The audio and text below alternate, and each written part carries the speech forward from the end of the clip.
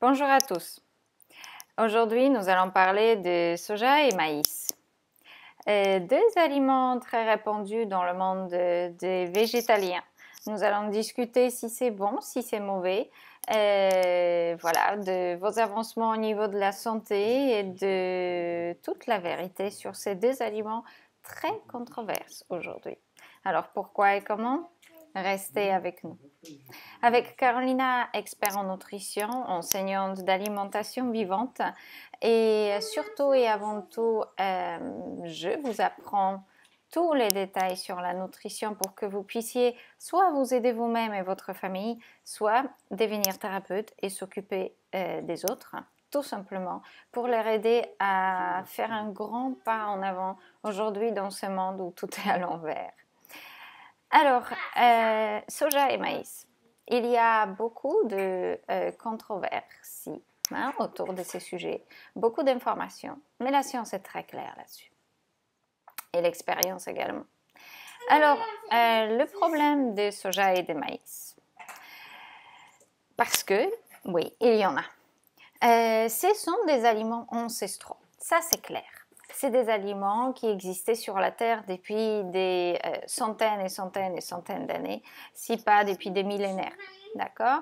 Et notre espèce est habituée de consommer du maïs et du soja, au moins dans certaines parties de notre globe.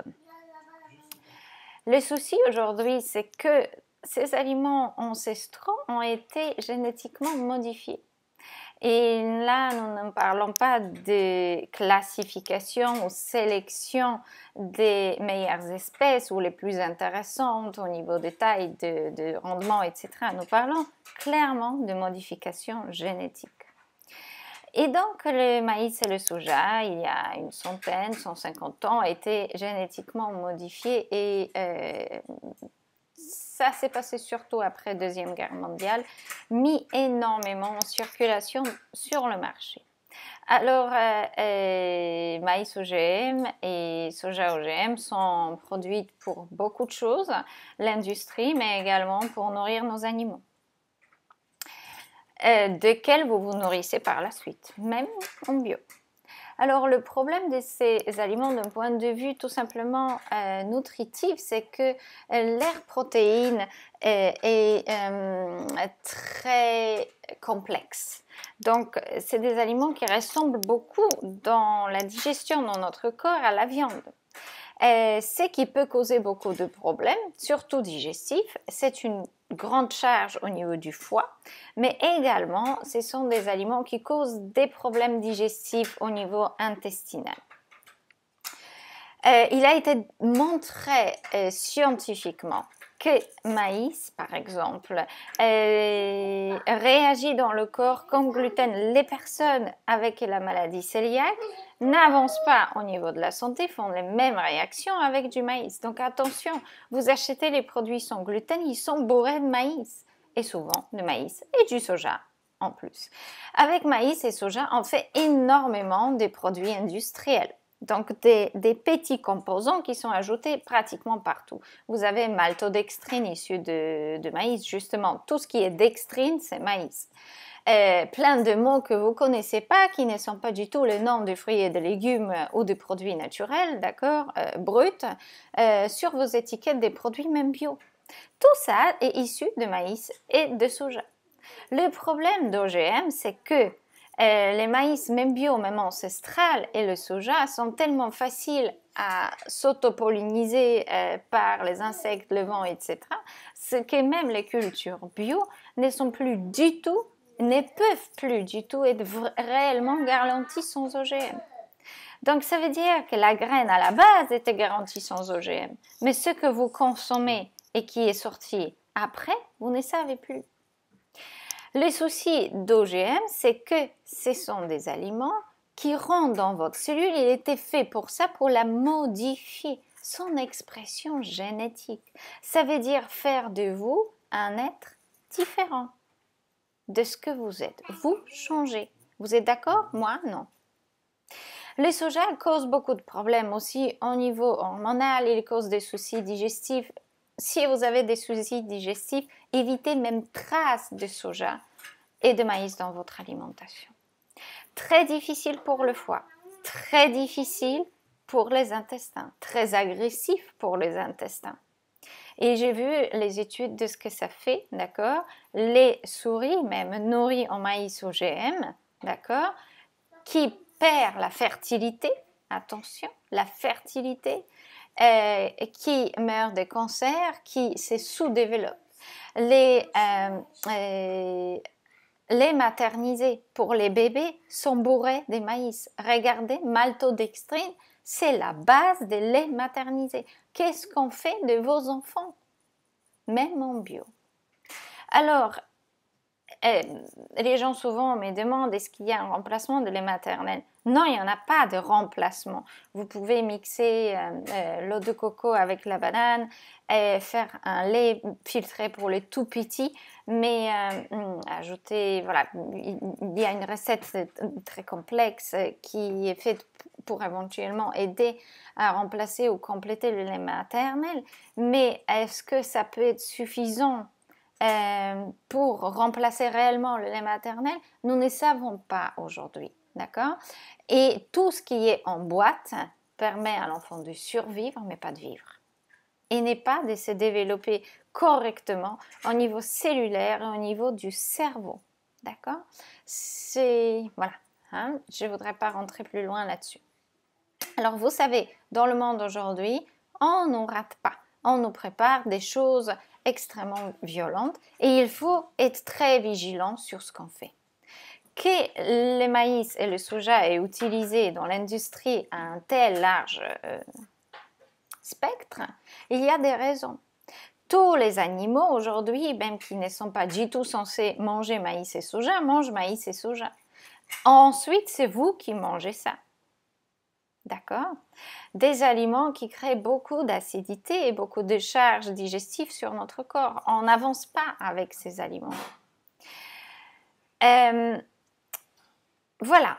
Dernière chose très très très importante, c'est qu'effectivement ces aliments nous permettent de retrouver les textures et la lourdeur digestive des aliments précédents si vous faites une transition vers une alimentation plus végétale. Le soja ressemble énormément dans le circuit digestif au fonctionnement tout simplement de la viande. Donc ça veut dire que votre corps s'y prend un peu pareil. Donc vous retrouvez la même satiété, la même adrénaline sécrétée, la même lourdeur digestive qu'avec la viande. Évidemment, c'est peut-être un tout petit peu mieux. C'était un petit peu mieux que utiliser les produits animaux. Mais aujourd'hui, ce n'est pas mieux parce qu'ils sont OGM. Le problème des produits animaux, aujourd'hui, c'est pareil parce que vous consommez les OGM par le deuxième biais. Vous voyez, second-hand OGM. Ça crée des grands problèmes.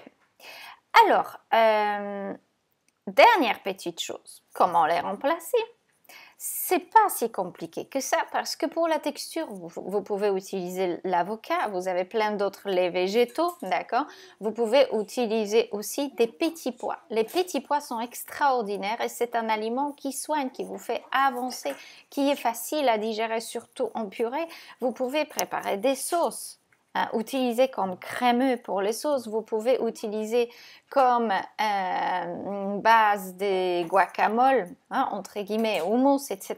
Vous avez cette texture dans les petits pois et même les personnes les plus sensibles peuvent le digérer facilement. Vous pouvez les donner au bébé. D'accord? Les petits pois, même surgelés, cuits ensuite à la vapeur et utilisés de différentes manières.